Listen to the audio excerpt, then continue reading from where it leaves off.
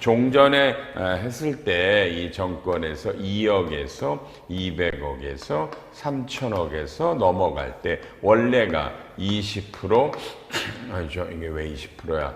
10%. 자, 20%, 22%, 25%였어요. 그러다가 전 정권이 정권을 잡았을 때 뭐냐 어쨌든 간에 여야 합의돼서 이게 1%씩 인하가 됐습니다. 1%씩 인하가 됐습니다. 1%씩. 이래서 이렇게 법인세 세율이 1% 인하됐는데 이번에 새로운 정부가 들어와서 내년부터는 다시 이거를 다시 1%씩을 올립니다. 제가 현 정부의 이런 걸 비판하는 게 아니라 이거는 뭐가 무서워서 이걸 환원이라는 말을 써요. 법인세 세율은 얼마든지 올라가고 떨어지는 거예요. 그때마다 무슨 환원이야 이게. 이건 개정이에요. 아셨죠? 그냥 법인세를 올리는 개정이 이루어진 겁니다. 당연한 거죠. 판단에 따라 올리만 하면요. 그래서 똑같이 올라갑니다.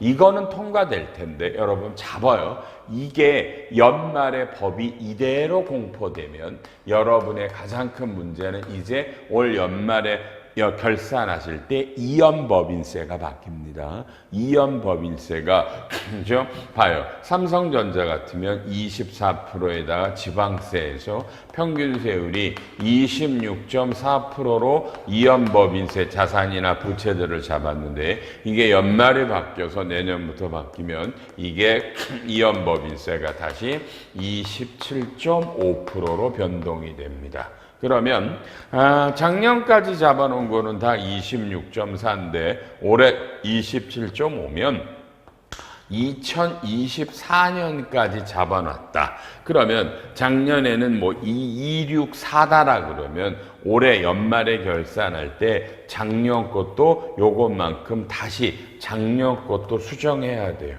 그리고 엔드 2025년 것도 당연히 이걸로 겁니다. 그러니까 작년 2024년까지는 26.4로 거신 것도 법이 바뀌면 올 2025년 연말에 일단 이거부터 275로 바꿔놓고 올해 이펙트들도 275로 갑니다. 잘 아시죠? 이연법인세 강의 꼭 들으시길 바랍니다. 우리 제가 올해 새로 만들어놨죠. 이연법인세 강의 들으세요. 들으신 분이 많이 연락 왔어요. 너무너무 도움됐다. 그럼요. 도움되세요. 꼭 들으세요. 여러분요. 이런 거고요. 자, 그럼 이게 문제가 뭐냐면 지금 세수가 통계가 나왔대요. 여러분 2022년에 23년에 2024년에 3년간 법인세 세수가요 102조 2023년에는 80조 63조. 여러분 지금 이렇게 법인세 세수가 급감을 했어요. 여러분 대답해 주세요. 이 세율이 급감한 게 여러분은요 1%의 세율 인하라고 보세요? 그래요? 최저한세 17% 대기업은 똑같이 다 걸리는데 여러분 그죠? 기업의 경영이 악화입니다. 근데 여러분 너무너무 마음 아프죠? 2022년에 세수가 102조가 법인세가 2024년에 63조로 법인세 세수가 너무 많이 떨어졌고 이게 우리나라 현실입니다. 근데 여러분 올해는 어떨까요? 미국과의 통상 관세 이거에 따라 어떤 이펙트가 올까? 어려워지잖아요. 그렇죠? 뭐 반도체도 뭐 대만에게 진다. 일본에도 뭐 어쩌고 저쩌고 이런다. 뭐 이러잖아요. 기도 많이 해주셔야 되겠네요. 어쨌든 이 현행 정부는 이 세수 감소의 원인 중에 일부가 세율이 인하됐던 걸로 봐서 이거를 다시 1%씩 인상하는 세제 개편안을 낸 겁니다. 개인적으로 저는 사실 이거는 반대입니다. 이거는 1년 정도 있다가 내년도에 2027년에 반영해도 저는 늦지 않았을 거라고 보거든요.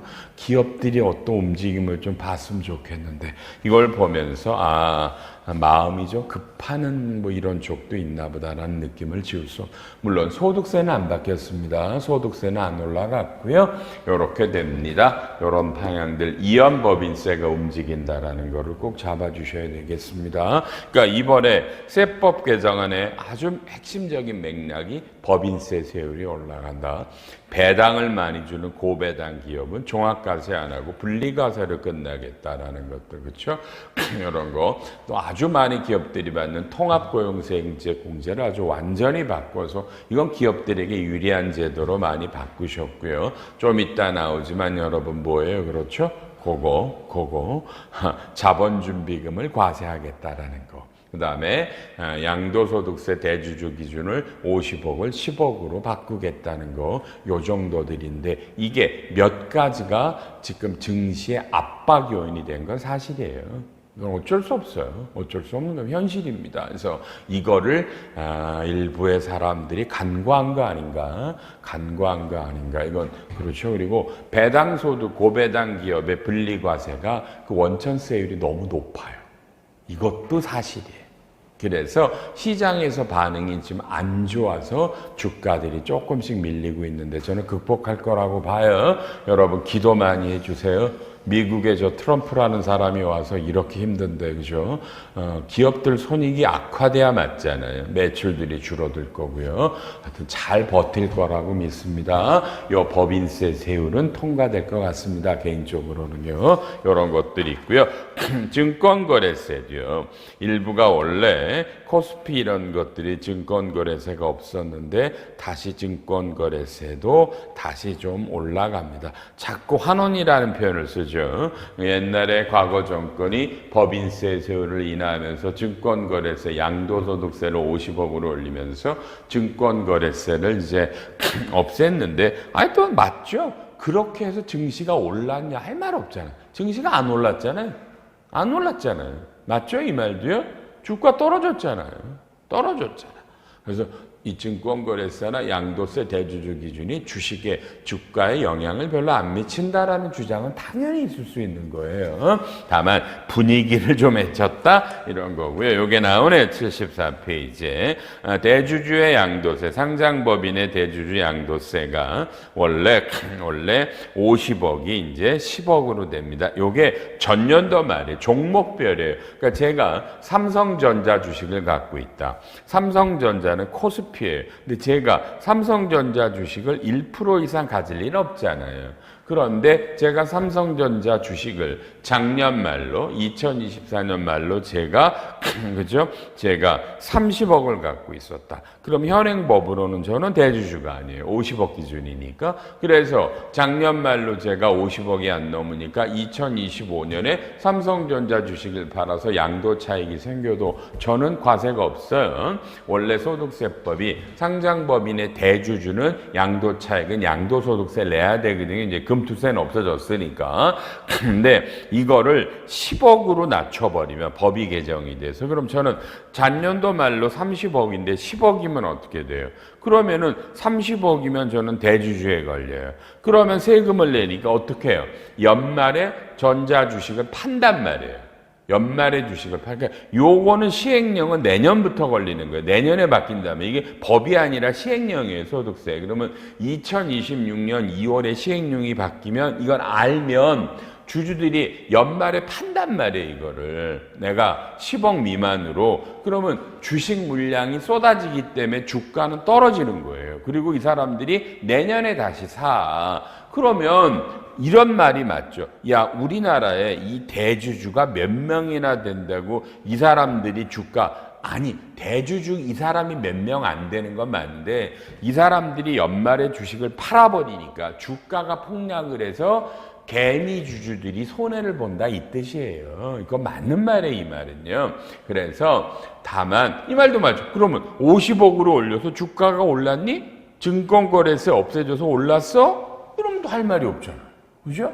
그러니까 이게 세상에 뭐 다 누구 말이 맞나가 어디서 주장인데 다만 가뜩이나 증시를 5,000포인트 간다라고 분위기가 좋아서 3,000 몇 배까지 올랐는데 굳이 이런 식으로 우리끼리 초를 친다 그러지만 초를 쳐서 주가 상승에 발목을 잡을 필요 없지 않나라는 게 주장이고 시장에서 반응은 굉장히 나쁜 거예요, 이건요. 주가 영향을 줬기 때문에 그래요. 그러니까 요 양도세 50억이냐 10억이냐는 여러분 이거는 정말 바뀔 가능성이 있다고 보여지네요. 지켜보죠. 뭐 지금 뭐 8월 20일이잖아. 맞죠? 지켜보세요.